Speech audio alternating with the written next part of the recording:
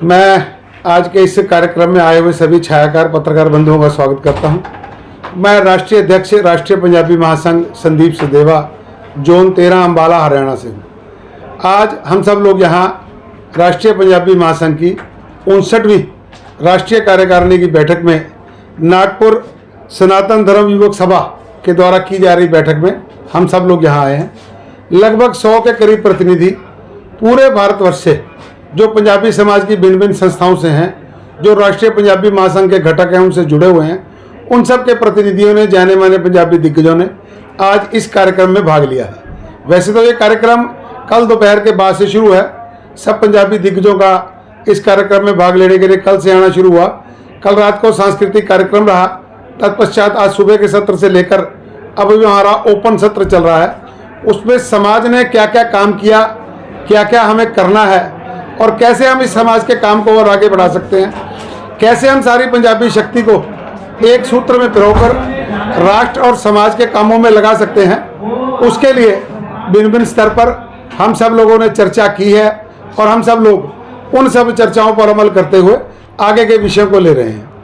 आज के इस कार्यक्रम में सनातन धर्म युवक सभा की हमारी एक स्मारिका, इसका भी विमोचन हमारे समाज के संरक्षकों और राष्ट्रीय अध्यक्ष यानी कि मेरे द्वारा बड़े धूमधाम से किया गया है। और हमें यहाँ आने के बाद ये जानकर और भी प्रसन्नता हुई कि सनातन धर्म युवक सभा जो हर साल दशहरे को बड़े धूमधाम से मनाती है, इस वर्ष उनका ये 75वां वर्ष रहेगा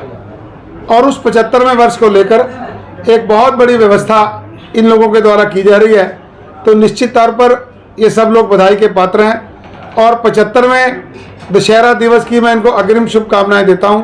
और मुझे पूर्ण आशा है कि इस भव्य कार्यक्रम में, जिसमें राज्य के मुख्यमंत्री और बड़े बड़े मंत्री, केंद्रीय मंत्री हर बार शिरकत करते हैं, इस बार इस भव्य कार्यक्रम की धूम पूरे भारतवर्ष में रहेगी, ऐसी मुझे आशा ही नहीं, मुझे इनका विश्वास है। क्योंकि जिस उत्साह, समर्पण, ललक और एक काम करके कुछ कर दिखाने की भावना से इस युवा टीम ने इस कार्यकारिणी की बैठक का संचालन किया, इस कार्यकारिणी की बैठक में कार्यक्रमों को समायोजित किया और जिस ढंग से इस कार्यक्रम को समाहित कर रहे हैं, किस समय पर क्या होगा, रहने की व्यवस्था, ठहरने की व्यवस्था, खाने की व्यवस्था, आए हुए पंजाबी दिग्गजों को लेकर जाने की व्यवस्था, नगर भ्रमण की व्यवस्था, जो सब की वो निश्चित तौर पर सभी आए हुए प्रतिनिधियों को बहुत भा रही है और सभी दिल की गहराइयों से इनका आभार और अभिनंदन कर रहे हैं। इसकी जानकारी देते हुए मुझे और भी हर्ष हो रहा है। लगातार 75 वर्षों से भी अधिक समय से कार्यक्रम पहले कई कई रूपों से चलते रहे, परंतु अब लगातार 75 वर्षों से सनातन धर्म सभा युवक सभा इस कार्यक्रम को कर रही है और अब की बार ये कार्यक्रम नागपुर में रहने वाला है। और ऐसी मुझे जानकारी दी है कि लगभग 3 से 5 दिन तक इसके कार्यक्रम के वो जो स्वरूप हैं वो चलेंगे और इसमें भव्य स्तर पर रामायण के भिन्न भिन्न समय के चित्रों को भी प्रदर्शित झांकियों के रूप में किया जाएगा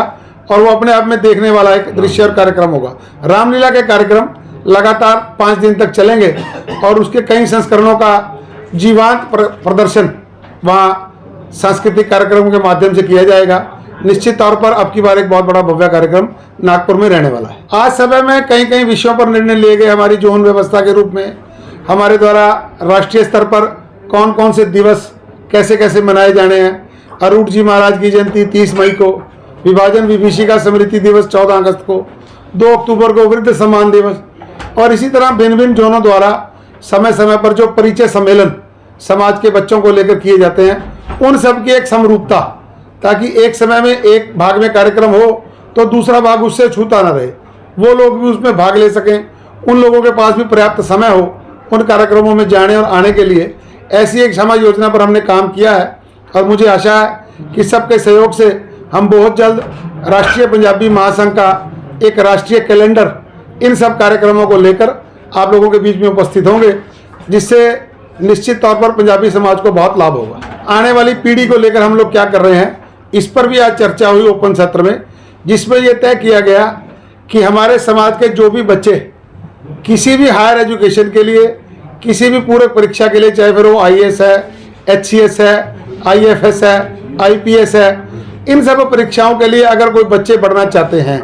तो हम सब लोग मिलकर ऐसी एक व्यवस्था करेंगे कि समाज के बच्चों को आगे बढ़ाया जाए और निश्चित तौर पर उन सब बच्चों की व्यवस्था, उनको गाइडेंस, उनको कोचिंग निःशुल्क देने की व्यवस्था की भी बात हुई है। और जो लोग कर रहे हैं और अगर वो सीमित साधनों के कारण इसको नहीं कर पा रहे हैं उसको भी देने के लिए हम लोग चर्चा की है। तो मुझे आशा है कि बहुत जल्द इस विषय पर भी हम कोई ठोस नीति बनाकर समाज के बच्चों के लिए आगे आएंगे। देखिए, पूरे भारतवर्ष में पंजाबी समाज की जो वर्तमान देश की आबादी है उसमें लगभग 2% आबादी पंजाबी समाज से जुड़ी है। पंजाबी खत्री अरोड़ा जो सनातनी है, हिंदू,